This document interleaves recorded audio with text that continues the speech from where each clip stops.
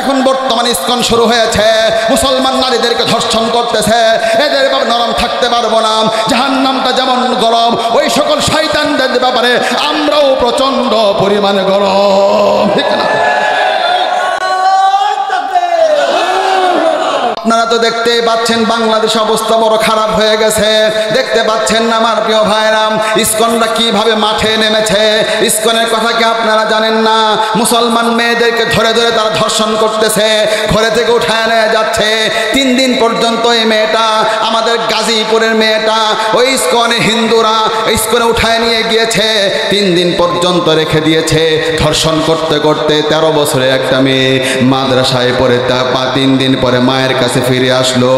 মাকে বলল, মা আমার সাথে অপকর্ম করেছে, মা আমি তেমন মাজলুমা হয়ে গিয়েছি।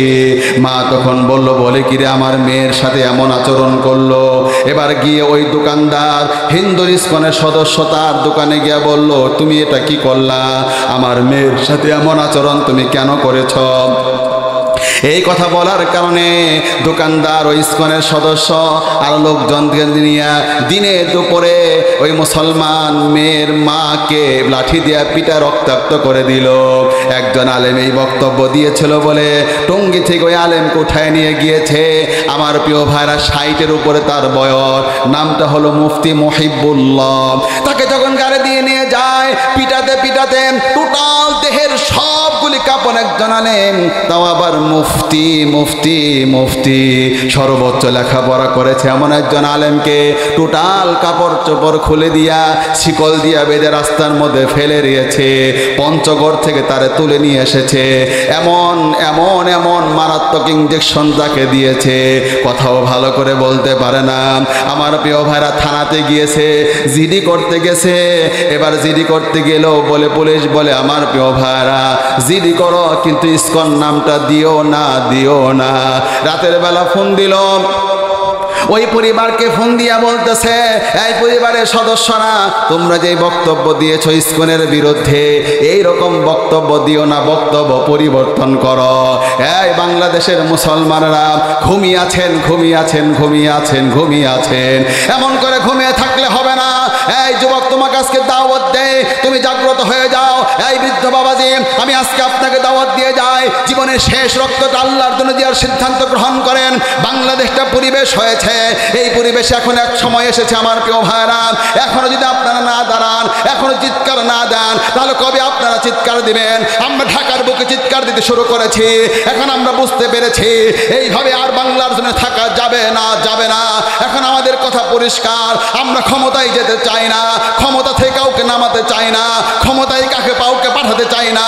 কিন্তু এবার সময় এসেছে আল্লাহর কোরআনটাকে আমরা ক্ষমতায় দেখতে চাই।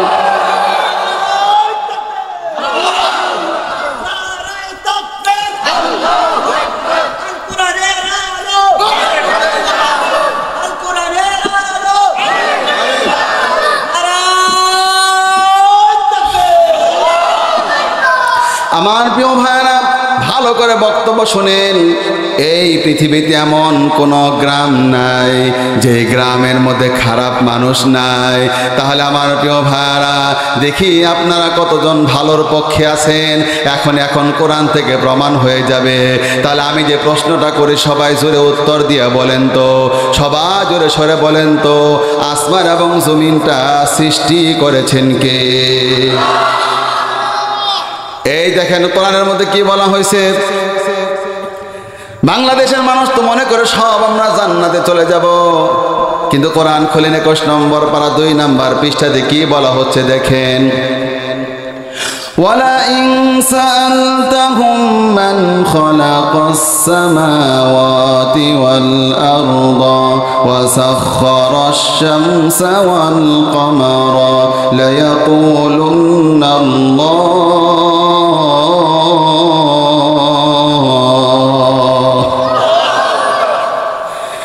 আবু জেহেলকে, হে নবী তুমি প্রশ্ন করো, উতবা এবং সাইবাকে প্রশ্ন করো, আসমানটাকে তৈরি করেছে, জমিনটাকে তৈরি করেছে? চাঁদ এবং সূর্য কার নিয়ন্ত্রণাধীন।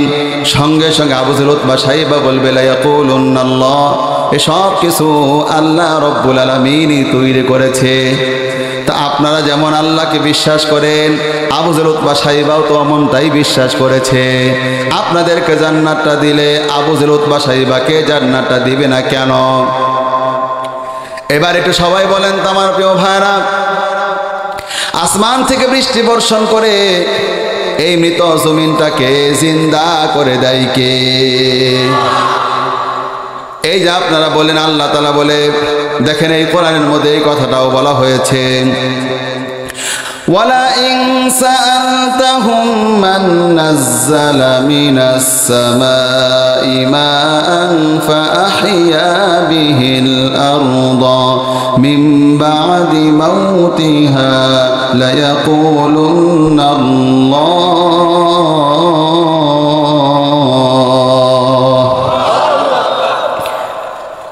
হে নবী, আপনি প্রশ্ন করেন আবু জেহেল, উতবাকে এবং সাইবাকে আসমান থেকে কে বৃষ্টি বর্ষণ করে আর মৃত জমিনটারে কে জিন্দা করে দেয়?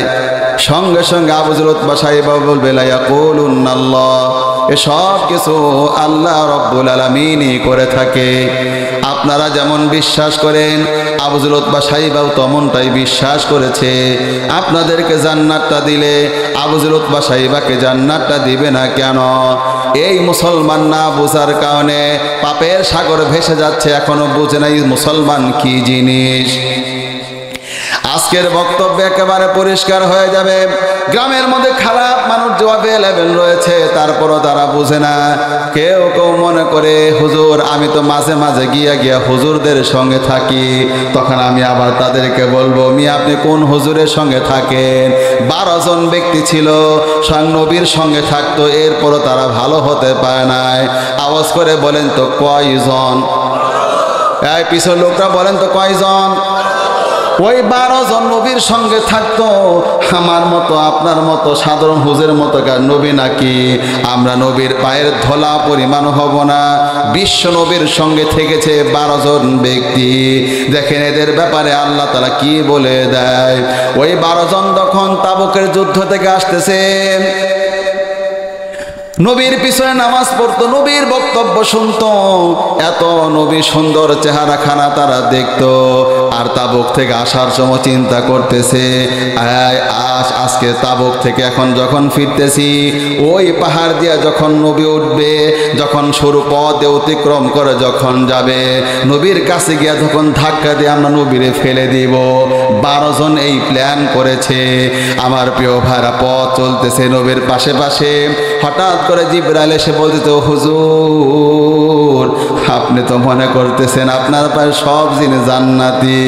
না না না, ইব্রাহিম আলাইহিস সালামের ঘরও যেমন ছিল জাহান্নামী, আপনার পাশেও জাহান্নামী আছে। আল্লাহ নবী বলল কি বলো আমার পাশে কেমন জাহান্নামী? ওই হুজুর আপনার পাশে কেমন জাহান্নামী তা শুনেন। কোরআন আয়াত নাজিল হয়ে গেল।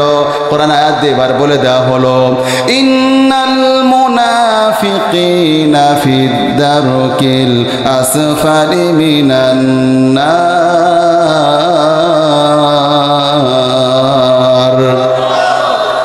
নবী তোমার পাশে জাহান্নামের সবচেয়ে তলদেশটাতে থাকবে, এই রকম মুসল্লি তোমার আছে।